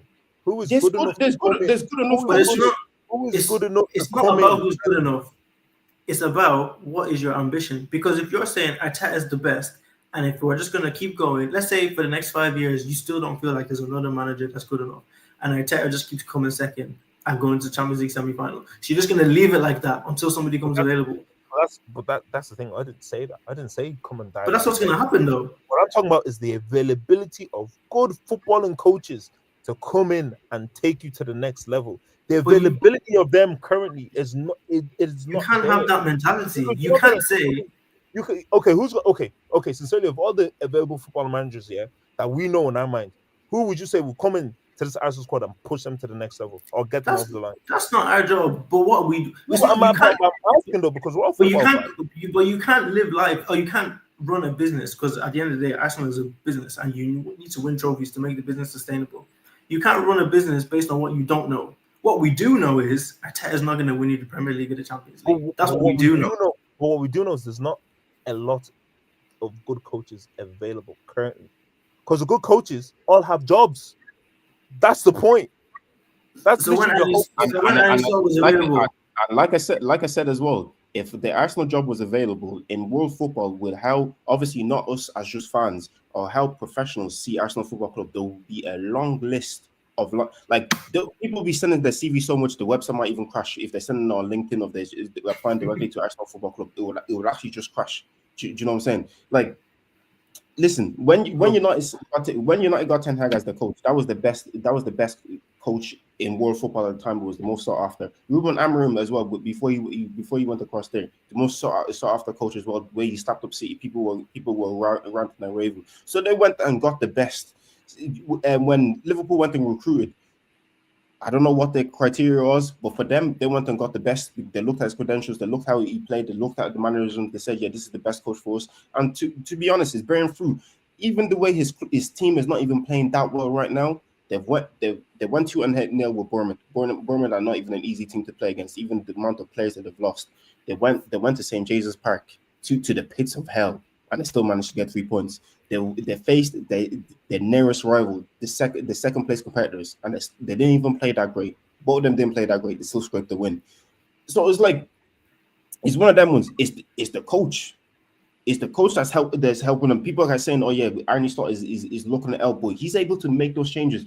Who in their right mind would play Rio at St. James's Park? Given a young kid like that, maybe how many minutes did he play? 10, 15 minutes was it, Pato, or was it even less? Yeah, I think it was about 10, 12 minutes because he came on around 88 minutes and we had 11 minutes at the time. Who would even have the gall to do that? Because he had Harvey Elliott on the bench that he could have brought on. Oh, he did bring on Harvey Elliott, actually. Like, who would even have the gall to do that? And to play someone like a right back as well. I know Arteta tried the same thing with Partey, but that just failed horribly. Do you know what I'm saying? Like, there's coaches out there. It might not be a big name that you know or me and you have heard about and blah blah blah, and it might kick the trees. All right, look, Arsene Wenger was a nobody before he came in. He was managing flipping Japan. People are probably looking at that fella saying, "Who the fuck is this?" I know they were definitely saying, "Who the fuck is this?" But look at what you want them to do. So sometimes you don't need a high caliber coach that that has all these credentials. Maybe sometimes you just need a guy that you can see that he's on his way. That's what Arsenal saw where Arteta did. He seen he was on his way. I think the way he's gone. I think this is the end of the road. I don't see him going above this. I honestly, in my opinion, I'm not trying to even be reactionary. I know it's 3 games in, but I don't see it getting any better. I'll be so honest with you. And if we were to change the coach, you don't need to go and get me the best in class. Just get me who you think is the best, and let's work. Oh, fair enough. Well, when we finish 8th, it's okay. I don't think it's going to be that bad, because if you can get a competent coach that just has brain cells, we're never going to finish 8th, because we've had the best defense for the past 2 seasons. So it's like, bro, do you know what I'm saying? We just need somebody to put a bit of winning mentality within their minds. Well, let's diverge, because I don't want to give Arteta too much shine anymore. But Pato, you finally got your man. I woke up this morning. I hadn't even gotten a chance to fully digest what was going on. I was sitting having my breakfast. I went into my phone. I seen Twitter. I pulled up Twitter. I seen "Here We Go" from Fabrizio. I said, "When the hell did we get "Here We Go"?" I clicked into it. I seen it was Isak. I said, "Wow." It's nice. I said, "Wow." I said, "It must be nice for Liverpool fans. You just won the league. You just beat your nearest competitors as well. You're 9 points in the league, 2 points clear at Chelsea, and then you went in my opinion, got the second best striker in the world. Yeah, man, it's a good time to be a Liverpool fan, man. We've built up a lot of XP from the days of Clavan and Borini and those type of man. So your time will come as well. Don't get it twisted. Like all the top teams in England, unless you end up like Everton or something and you just fall off, but that's not gonna happen nowadays. Everyone's time is gonna come, but as of right now, this is ridiculous, bro. Are you seeing that attacking threat? Salah, Florian Wirtz, Hugo Ekitike, Alexander Isak, someone that just scored back-to-back 20 league goals. It's not even like, oh, is it gonna work out? It is fact. He scores 20 league goals a season. Fact. It's not up for debate. He's inevitable like the way Salah is inevitable. That's 20 league goals from two players. Salah and Isak are going to be fighting for the Golden Boot. Imagine Salah has been the top scorer for Liverpool for the past 8 seasons in a row. This might be the guy that comes and disrupts it. This is absolutely ridiculous. Because even before we got this guy, I was confident that we can win this league. But now, if you like, score us, we score you. Bro, it's absolutely mad. I honestly can't believe it. I'm seeing the pictures now. He looks so good in the kit as well. And now all of a sudden, they've already released a video. Not a video, but they dropped all the pictures. They dropped his interview, stuff like that. No way, bro. It is terrible for fair lunch as well. It is crazy. Look, you see him now in the kit. Look at that. Look at that. You know, it's a young black man in Liverpool. Do you know what I mean? It's a young black kid, and Liverpool having a lot of black players, man. I love to see it. A lot of young black men doing well for my team. Lovely stuff. Following in the steps of John Barnes. But look, I'm not even worried about the Prem anymore. I'm gonna put my whole chest out. I couldn't give a rat's. Forget about the Prem. Maybe you can grab an FA Cup or a League Cup or something if somebody knocks us out early. Try it up there. Look at the way this guy's talking. No, you have to. What do you mean? Have you ever had it? Bro, don't even Isak. Nah, bro, I've never seen this in my life. I need 2 trophies minimum. Minimum is the minimum. What two trophies? Any 2 will do. As long as you bring the first one is Premier League. Premier League and a Carabao Cup. That will sustain me. You know what I mean? That will sustain me to the next season. But me, I want a Premier League and an FA Cup, or a Premier League and a Champion. Give me one of those 2 options. If you like, even go do a little cheeky treble. It's up to you. I won't put that much pressure on the man them, because you know this is a transformative signing. Remember when Haaland came to City? What happened? They won the treble. You think Isak came to play? Somebody that was fighting his employers said, he said, I'm going. You can't stop me. I'm going. And he went, and he's gone. And he plays for Liverpool Football Club. How many assists is Salah going to get now? We won the league with Nunes finishing the chances. What's this demon going to do with those chances? What do you think is going to happen? It is over. Remember what he did to Arsenal last season in the Carabao Cup? Bombasso. Now he's playing with Salah and Wirtz. God forbid Wirtz finds form. God forbid Florian Wirtz finds some good form in this Premier League. It is over. Premier League is done. Lock it up. Just lock it up. Don't even bother. Anyway, if you have a ticket, if you have a season ticket, just sell your ticket. Go again next season. Maybe you can find a Rodrigo or another striker next season. You went to go and bring Gyökeres, one bouncer. You're buying bouncers when people are buying silky, jinky ballers that are Premier League proven. You're telling me about Gyökeres. You brought me Madueke. You brought me someone that wants to be little baby, bro. You're not on my level, bro. I'm gonna be so real. Your back line is 4 centre backs. Where's the composure, lads? Where's the silkiness? Show me some patterns of play. I don't care if you're all 6'4" and strong. What can you do with the football? Do you know what I mean? Where's the technical ability? Let's compare our strikers for a second, just for a quick minute. Technical ability. Where is your technical ability? You bought a striker. All he can do is run in behind. and be fighting people. Bro, you need more attributes in this league. Let me talk, because I've won a couple Prems in recent years. Let me tell you about winning the Prem in the recent years.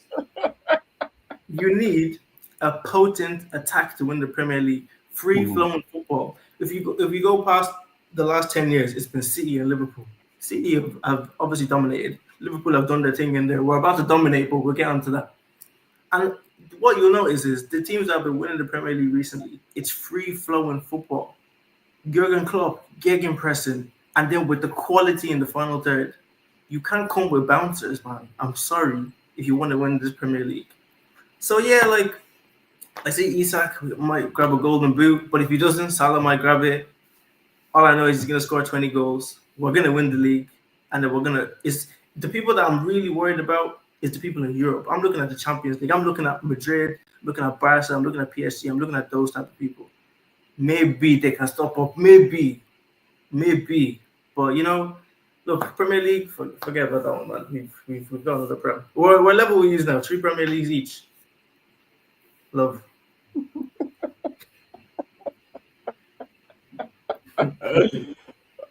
This guy is so certain. I don't think you know of Alexander Isak's injury record. Very good. This guy's on the treatment table a lot.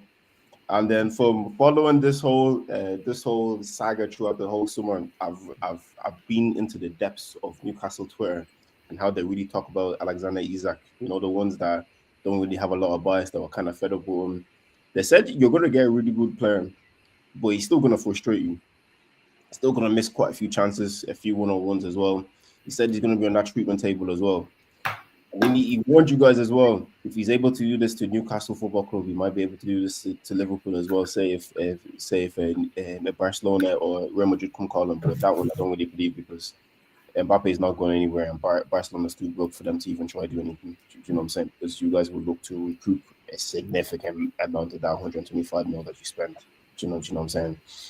But it's one of them ones. Yeah, it's a great signing. It puts a lot of fear in my heart. I'm not gonna lie. When I saw this one, I said, yeah, this Arteta guy is never gonna win the Premier League. Not in a day. Not with the way he's playing, and not with the way that you guys are moving in the transfer window. If you're signing Mark Gahey on top of this as well, I'll be a lot more scared. But I feel like right now you're still a little bit too top heavy, because the only centre back reinforcement you have right now is that 17-year-old and Joe Gomez. And Joe Gomez, 18.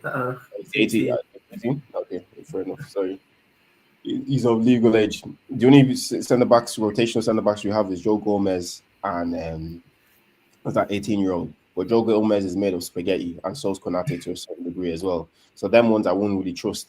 Well, like H said earlier, I'd love to see you guys deal with injuries. I don't wish injuries on any of your players. But say if anybody was to go down for a significant period of time, even if Cody Gakpo was to go down for a little bit of time, it's a bit long, because you sold a lot of players this transfer window as well. This is something I said to you. You sold a lot of players. Harvey Elliott is gone, so you don't even have that kind of experience and that rotational piece as well. So it's going to be either Rui. Who else you have there? Curtis Jones is still there. Who else is knocking the bell? Your squad is a bit thin right now. It's a bit thin. Who else is knocking the bell? Chiesa is there as well, but him too. He's literally made of spaghetti. Ekitike is there. Yeah, but Ekitike is going to be a starter. Oh, then Gakpo is there, because one of them is a starter and one of them isn't. So Ekitike is going to be a backup for Gakpo. I don't know. And he's lost problems to sort out. But I think the depth is absolutely fine. Frimpong can play right wing as well if needs be. I'm absolutely fine with the depth. Because, okay, I'll ask you this. Do we have more or less depth than we had last season? I think you have less this season. You have less? Yeah, I think you had more last season, in my honest opinion. You could. I know. Obviously, you always have to say rest in peace to Diogo Jota, but you could have brought on a Jota. You could have brought on Curtis Jones, Harvey Elliott, like Darwin Núñez as well. Who else is really there? Conor Bradley was there as well. Like I just feel like you had a bit more options last year than you do this year. It might about be the same, but I don't know. I feel like the names were just a bit more significant. The name if you're looking at the bench, you had Dawizi there. You had you'd have either Gakpo or Luis Diaz there. Mhm. So I'm saying you'd have Curtis Jones there. You'd have what's his name, Harvey Elliott there as well. Like you had Kesa there. Like there was a few more name brands on the bench. The quality increase is actually crazy. Depth Because wise, who would you say who's been the quality and depth that you've seen in your opinion? Isak is an upgrade on all of them. Ekitike is an upgrade on Nunes. Verts is versatile, so he plays number 10. He can play left wing as well. He's an upgrade on Diaz. Now I'm talking about your bench specifically though. Like say if you were supposed to take one of these players out, or if they were out for a significant amount of time. But what Ernie Slaw has done though, he's bought players that can play different positions, and he wants to allow some younger players to grow as well. Look, Leone, it's sink or swim. You're the after Joe Gomez, you're the next centre back in line. Good thing is we have Virgil van Dijk, and basically anybody that plays next to him plays well. And this Leone kid, bro, it can happen. He's 18 years old. Look at the size of him. He's coming from Italy, and he was playing a lot of games in the Italian league, which is very defensive. Obviously, it's yet to be seen, but I need to believe in my players, as all people should. So I'm okay with the centre backs. Maybe we'll have a look at it in January. And Ernie Slaw has a good record of keeping people fit. Your manager does not, and that's another difference. From the attacking half, yeah, we have Salah and Isak that are 100% starters. Then there's another place up for grabs, and that other place is between Gakpo, Ekitike, Rio, and Chiesa. Now you might laugh at Chiesa because he's had a hard time, fair enough. But someday, one day, he's gonna play well because there's no way Chiesa can be doing what he was doing in the Euros a couple of years ago in the Italian league, and all of a sudden he doesn't have to play football anymore. He needs a run of games, and Slot is gonna play him a lot more than he did last season because he has no choice. This is your backup attacker. If this was 3 years ago, you'd be like, "Whoa, Chiesa is your backup? That's crazy." If he finds form, Chiesa and Madueke, who's better? I say right now is Madueke. Madueke has a healthy body. But in terms of actual footballing ability, it's a toss up. Me, I'm taking Chiesa because I don't believe in Madueke in any capacity. But that's just me. I think if you had Madueke, you'd actually change your life. Yeah, for the worse. But but yeah, I think the attacking depth is fine. Look, anyways, fuck all that, yeah. We got Isak, yeah. Isak is here to ball out on you niggas, man. Harrison, yeah. Why are you quiet? Say something now. Say something now. I've been waiting for the mic. I've been waiting for the mic to come to me, bro. I just let you get this out. You don't even deserve the mic. You don't even deserve all right. You were chatting on my team since last season. You even tried to discredit the Premier League that we won. Bro, it's over. It's over. I'm putting my whole chest out. Forget about the Premier League. Grab a Carabao Cup or something. That's all that's available. Yo, look. Grab it. Look, yeah. Arteta is going to be 2-time FA Cup winner and then leave the Prem. That's is going to be his legacy. Should have kept Wenger. Wenger. What do you mean? Why not? Wenger would have won more FA Cups in this time that has been here. Fact or no? 100%. He would have won another FA Cup at least and another Community Shield at least. You know what? You know what? So I know we're talking about Liverpool right now, but you know what's a weird parallel between Wenger and Arteta? Arteta knows how to coach a defense. Wenger really didn't know how to. At all. You know what I'm saying? But Arteta doesn't know how to coach an attack. Wenger knew how to. Yeah. Okay. There's no balance. Yo, all this Liverpool talk, man, is boring, bro. Listen. Yo, let's see what you want to say. Look. Shout out to Liverpool for signing Isak, man. Like that's a big boy statement signing. Like I won't like to be fair. After he's dunked on his team about 40 times in the last like 2 years, I hear it. Makes total sense. Sign your enemy And because your your team enemy. as well, you got down. But yeah, go on, go off.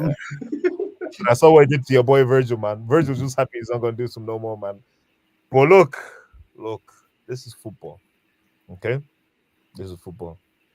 Anything can happen. You get me? This guy can go to Liverpool and have an absolute stinker. No, This guy, but you're saying no. Listen, I like this. Say no because this is how United fans tell me about Sesko. Bro, I saw one guy say, "Oh, Sesko was up in the air for 20 seconds for that header, man." Listen, tell you me about guys are gonna Sesko. you guys are going to be counting grains of sand, bro. This season, you're going to be counting them because when you realize that shit is not what it seems, reality is going to hit you hard, bro. Because you spent over 400 million in one window alone, brother. If you don't come and bring every trophy possibly available, even go to China and collect the trophies. If you We're don't winning win every, AFCON. We're gonna win AFCON. you don't win, if bro, if you don't win every trophy possible, you guys are in big trouble. You're in big I trouble. agree. You're in big trouble I because agree. you cannot do the business that you have done. You cannot. And bro, even if it was Arteta himself spent, and I'm not even talking about he spent 450 million on some whack niggas.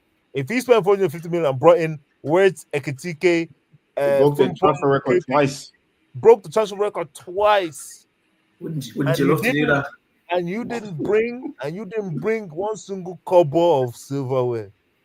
Ha. I Listen, 100% agree. Arteta cannot win the. Look, even me, I'm saying it. Arteta cannot even win. If Arteta doesn't win the league, yeah, and Liverpool don't win the league, you guys are the ones that will plaster in the media. 100%. These people they will drag through the streets. You have done the best bit of football in business I've seen in a long time.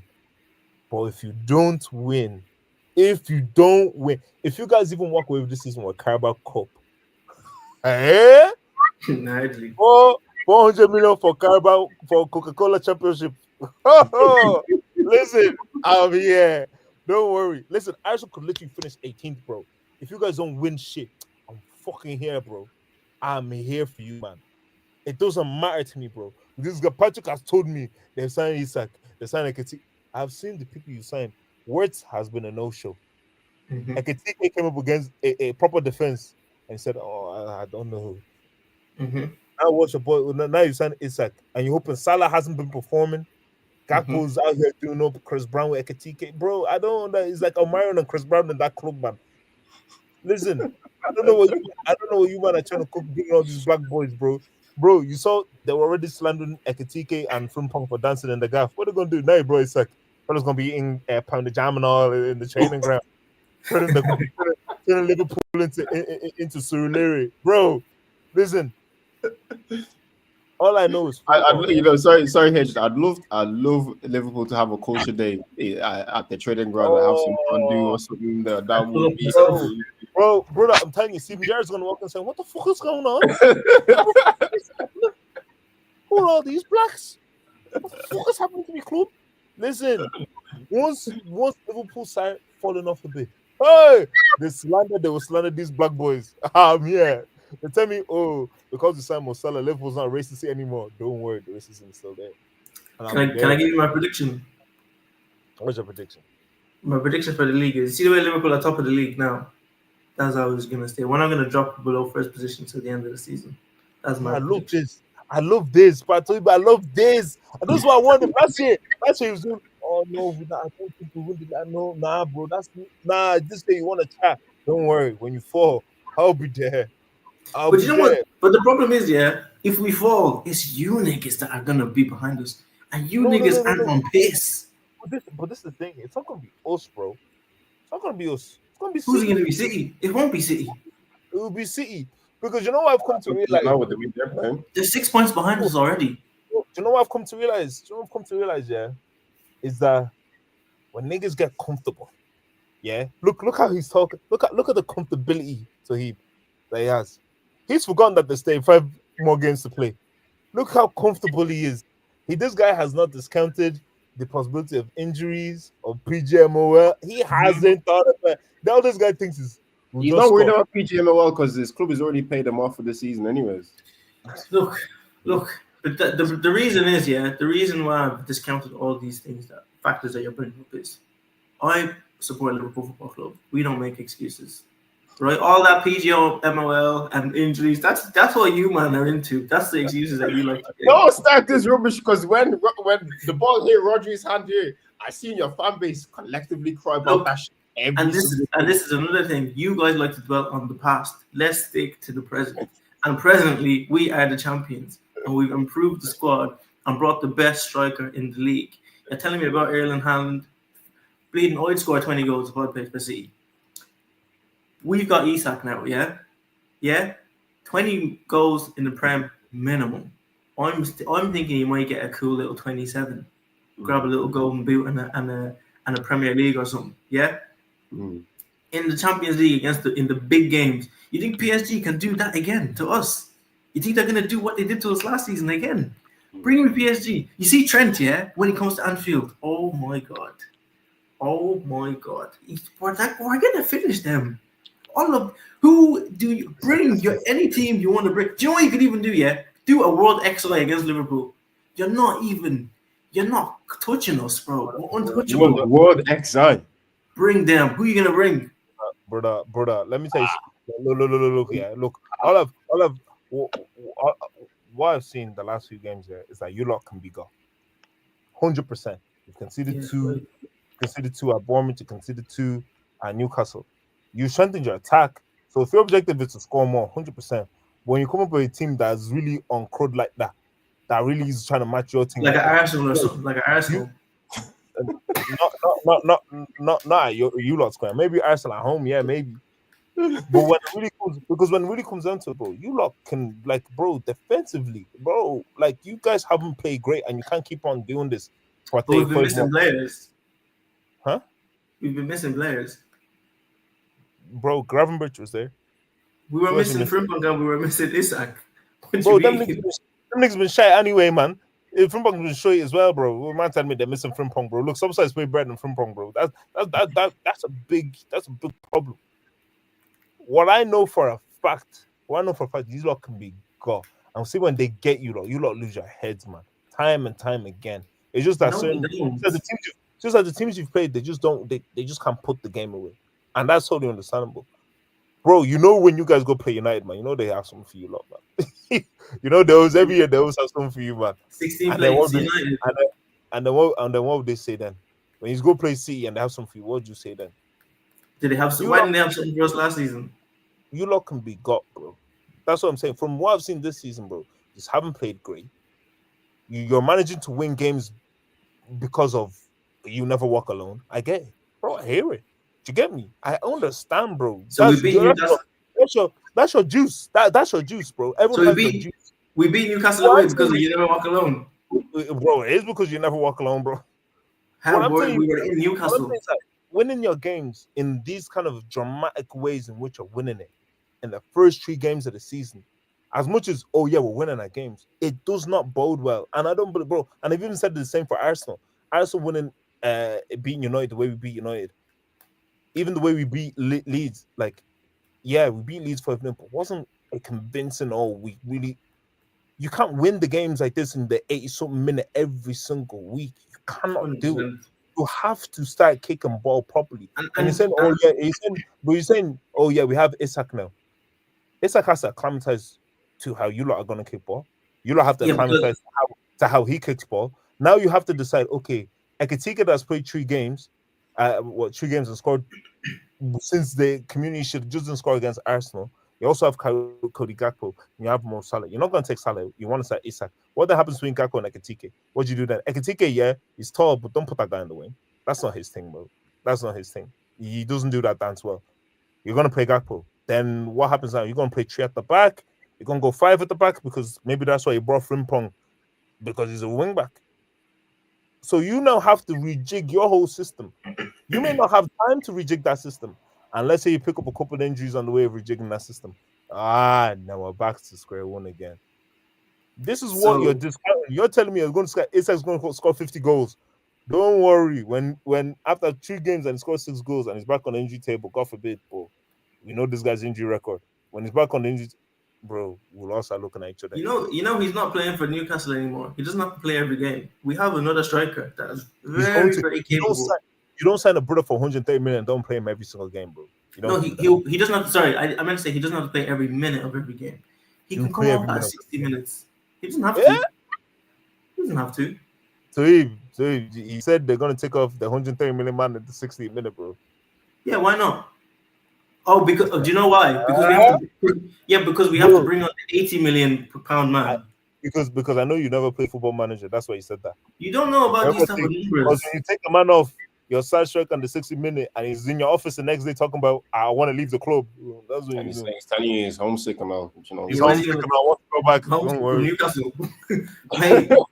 Mate, look, yeah, I agree. You can't take a 130 million pound player off at 60 minutes unless you have an 80 million pound player coming on. Look, I know you might don't know about numbers like that. Let me break it down for you. I know you got your look at Declan Rice a couple of years ago. You told, you spent 100 mil. Cool. We do this as well. Basically, Isak is going to be managed perfectly by Arne Slot. He's not going to make the same mistake he made last season. We don't need to peak at the start of the season. We need to peak at the end of the season because the Prem is done. So our objective is to peak at the later stages of the Champions League. You man might put up a better fight and get like 79 points this season, yeah. So maybe that will take us to like April. But before that, we're going to be winning our games. Don't worry about us. We're going to be winning our games. You're praying for injury. Imagine, yeah. I'm not praying for injury, bro, but we know what football. No, but you're telling me one of the possible reasons we won't win the league is injury. Why can't you tell me, bro? One of the possible reasons Arsenal don't win the league is because of injuries. It's true. Why can't you tell me a possible reason we don't win the league is because you guys are so amazing? Give me that. Well, listen, but that in itself, that's also a possibility. That's also a possibility. Oh God, your club is actually a shambles. But that's the truth, though. No, that's the truth. Just because listen, just because you sign a striker, not even the best striker in the league, you signed the second best striker. Brother, let me tell you something. Mbemo scored 20 goals in the league last season. We used to score 19 goals in the league last season, bro. Don't think that because you signed Isak is a revolutionary thing in your lot's life. Though. It's not. My striker is better than your striker. Listen, we thank God that you lot signed him and not us, bro. Thank God. Me, I like my Glock 9, bro. Don't worry about that. He'll be alright. You like your bouncers.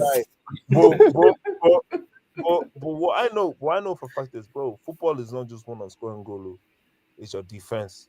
And we've 100%. Seen already your defense can be got time and time again. And what I'm telling you is, if anything happens to that defensive line injury-wise, done. Don't matter how many goals you score, you are done. Raps. Yeah, it's almost like we don't have the best goalkeeper and the best centre back in the league. It's almost like that. The best goalkeeper that's conceded 2 goals at Bournemouth there. Okay, and your goalkeeper that's winning Golden Glove up and down. Where was he on? What trophies has he won? No. But you said the best goalkeeper, bro. He's the best goalkeeper. Who's the best goalkeeper? Bro, tell me. In the league. You said it, bro. You said it yourself. It's Alisson. So we have the best goalkeeper and the best centre back. Well, centre back that never gets injured. Alisson likes to do injury. No problem. We have Mohamedashvili waiting. Who do you have? Kepa. They went to sign Khabib's cousin. Champions League winner. Tell Mashvili to put his medals on the table. They're telling me they signed Khabib's cousin as a goalkeeper now. I should not be scared. Man. You bought a player that doesn't listen to his that wants to fight his manager in the middle of the match. You want two Champos, bro. Which 2 Champos? Chelsea won Real Madrid. The Chelsea one is just because of contractual obligation they won the Champions League. Because they wanted that guy out of there. Isn't it Mendy that was in goal? Yeah, look, boys, let's stop talking about that. Yeah, there's been a few dealings in the transfer window. There's been a couple of surprises. Yeah, Tyreek George from from Chelsea was meant to sign for flipping Fulham, and it fell through at the last minute for some strange reason. They agreed a fee. I seen that he was ready to have his medical, blah blah blah. Like people were saying thank you to Tariq George, blah blah blah, all this type of stuff as well, and then just collapsed. That's the talk to Terry George. Phil only played about 10 games, man. They said thank you to Bro, him. they were selling it for 22 million, and I know hey, you're gonna be happy about this one because I'm not sure if you've seen this one because we've been on stream when all this was announced. Yeah, I saw, man. Go I didn't even see that. Shout to Yeah, he signed for Nottingham Forest on loan for the year. After this guy bitching and moaning, saying that his daughter, he feels like an embarrassment of a dad that he's not getting playing time. That his daughters will be saying, "Oh, where's daddy?" And then he'd be sitting on the bench, but the guy didn't want to leave. But me, I'm just happy that he can actually just piss off, man. I'm so sick of this. Zinchenko's another guy that I'm sick of as well. Then as well, they sent Reece Nelson on a flipping loan. Another year loan. I don't know what it is about this guy that we can't seem to get rid of. But every single year he's went on a loan. Every single year he's went on a loan. That's what we're looking for 40 million for the guy, man. That's the problem. We were looking for 15. It wasn't for anything crazy. Then we signed for Newcastle for 55. The deadline day was pretty quiet. Oh, there's your boy Harvey Elliott. Does that not shed a few tears because he was a great serve? There's too many quality players in this position. You can't get into the squad, and he's too small. Now who are you gonna play now in the Carabao FA Cup? Who are you gonna play? We got loads of players. Who? Yeah, and Doak is not there anymore as well. Curtis Jones and Endo will play in midfield. Endo. Yeah, no. So what happens now? Something happens to the right back. You not push Endo to right back, innit? No, we have two right backs. Frimpong and Bradley are the right backs. Brother, I'm telling you, man, these guys don't know it's a long season. We literally have the same depth as you. We have two players in every position, just like you do. You have two players in every position, bro. Look at that. Strength in depth. Arsenal defense is crazy good. Go on, say. Just go back to that picture. Just go back to the picture. Brother, this is what I mean. Part of the table. Depth. Yeah. I used bro. If you take out Calafiori, Saliba, Gabriel, and was my boy, Lou Skelly and Timber, bro. We have your man from Leverkusen. We have Ben White. We have Mascara, bro. That's depth for when the going gets tough and the tough gets going. Who do you have? Wataru Endo to play right back. The going gets tough. No, wait. When you're playing Plymouth away and it's Baltic outside, you say, "Go on, Endo." What the play jump on the pitch, bro? Listen, but it's Baltic outside. Bro, say fuck that, man. I'm not fucking playing in that, bro. What are you stupid? Yeah, fair play. But keep buying bouncers. How many centre back? How many centre back? Can we just go through it? Can we just go through the people that are on the screen? Timber, centre back. You turn him into a right back. Calafiori, centre back. Timber was always a right back. He was a centre back, man. I don't know. It's Ben White that was a centre back that got Ben White as well. But Timber used to play centre back. Some games he's exactly right back. Mainly he's a right back. Centre back, right back. But you made him right back. Well, you said and he's not to certain players that can play multiple positions. Is you know what? No, that's not what I'm saying. You're not getting my point. Calafiori, centre back. He turned into a left back. I can play left back. No, he started off as a left back. And then turned to a centre back. He turned back to left back. Back to left back. We're just bringing them back to the roots, like that movie. Who else is there? Ben White, centre back. You tell that one to be going up and on the wing when he's supposed to be a centre back. Miles Lewis Kelly is a midfielder, 10 left back that likes to be fighting people and be collecting red cards. No problem. Stop trying to paint him not to be a thug. He's not a thug. Stop painting no problem. He's an outstanding young man. You have Gabriel, that his own is just to be scoring headers. No problem. Very good. Then and locking up your best strikers as well. Yeah, he's still lost. He's ahead. Then Saliba that doesn't want it when it's time to win the league. When it was time to win the league against City, all of a sudden now he's injured. When it's time to beat Liverpool yesterday and stamp authority in the league, now he wants to be injured. Brother, when we need you, why are you not there, bro? Where Well, are you? the thing is, yeah, I will actually blame Arteta with this one, yeah, because Arteta didn't want to start Eze and all that kind of stuff. But Saliba went down in the warm up, rolled his ankle. Saliba said, "I still want to play." He let him play. 5 minutes into the game, he had to take him off because he was injured. Why would you even do that? Even wasted the soul. Like, what's the point? What was even the point? But anyways, I continue. So you have these bouncers at the back. Fair play, solid defense, solid fullback style bouncers as well. Cool. Best defense Let's in Europe go. as well. Yeah, what? Say that again. Best defense in Europe, but No, you are the best defense. Why would you be the best defense in Europe? Well, them bouncers. Of course, you Well, be the guess best what? defense in Europe. Guess what? The bouncers have backup, bro. Your bouncers don't have backup, bro. It's just We don't them. have bouncers. Don't please You do have don't bouncers. just let me players. Kanate, We don't have that bouncers. bleed, We have Kanate, that bleeding horse, man. You get out of here, bro. and Kanate is an enforcer. Our other centre back is Kirk with his belly that be trying to catch the defense corners by giving people wines. That's your defense, bro.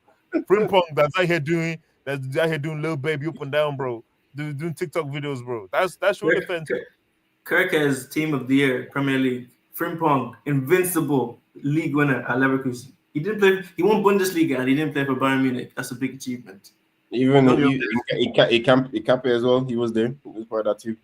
Yeah, he's part of that team. Well, what now, Nicky? Yeah, Nicky. Yeah, say some shit, Nicky. But anyways, then we have your midfield.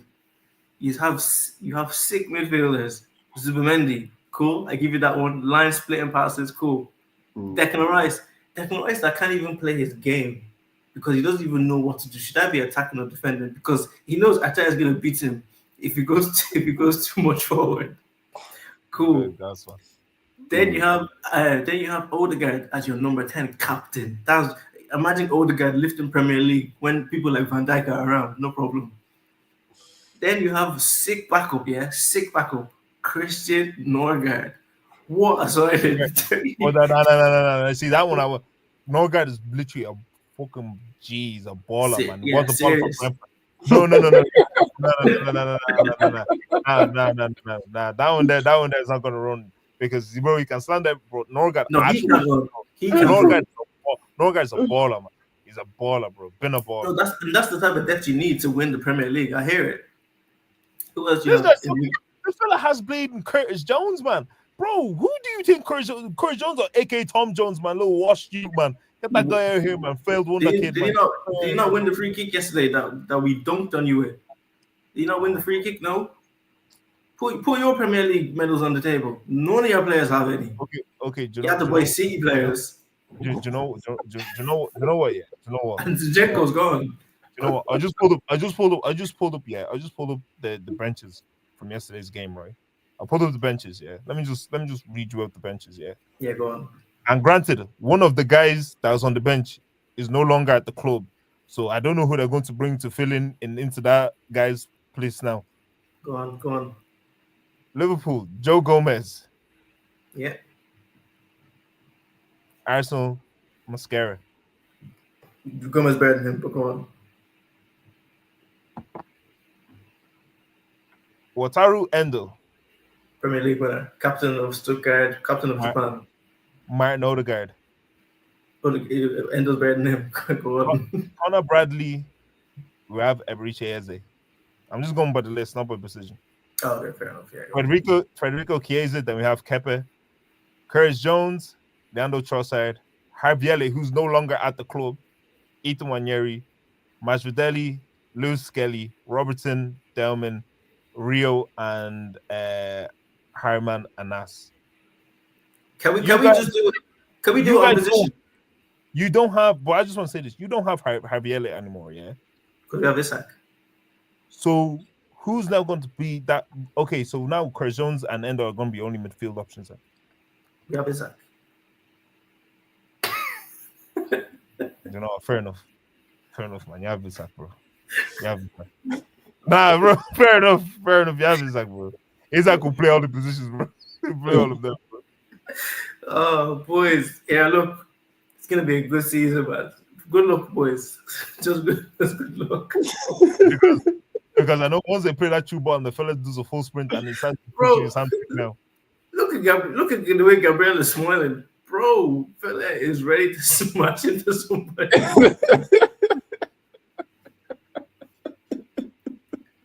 Oh God. But yeah, boys, we'll wrap it up there. But for everyone that's been on the live, I appreciate y'all. Like the little comment says here, if you could like and subscribe, that really help us out. You know what I'm saying? We're just some young black boys just trying to make out the hood. That wall behind H is not even a real wall. That's just paper. He doesn't have a proper wall. Someone just called me the Irish tie. Someone just Irish called me the tie. That's not even a real wall behind him. So we need the likes, we need the subscribers because we're trying to get H out the hood right now. Trying to get him. Wait, sorry. This guy's name is Adel Tarap man. So you just as watch as the Adel Tarap, you little J bag man. Anyway, go on. No, that's my guy. That's my guy Ricky. That's my guy Ricky. He loves that. His name is even Ricky. He's washed. What the hell? But yeah, no, appreciate y'all for spending time with us. It will definitely be live at this time next week again. Obviously international break. I'm not too sure whether to do a live for the Ireland game because those people are gonna bro. They're playing Armenia and Hungary or something like that. I still don't even trust them to even get in. This is World Cup qualifiers. I need to see Ireland in another World Cup, bro. I need to see it. The last time was like 2002 when Roy Keane went home early and all that type of stuff. You know what I'm saying? We need a better showing than that. But yeah, no, appreciate you guys for locking in. We'll definitely see you guys again. Good night. God bless. Take care of yourselves.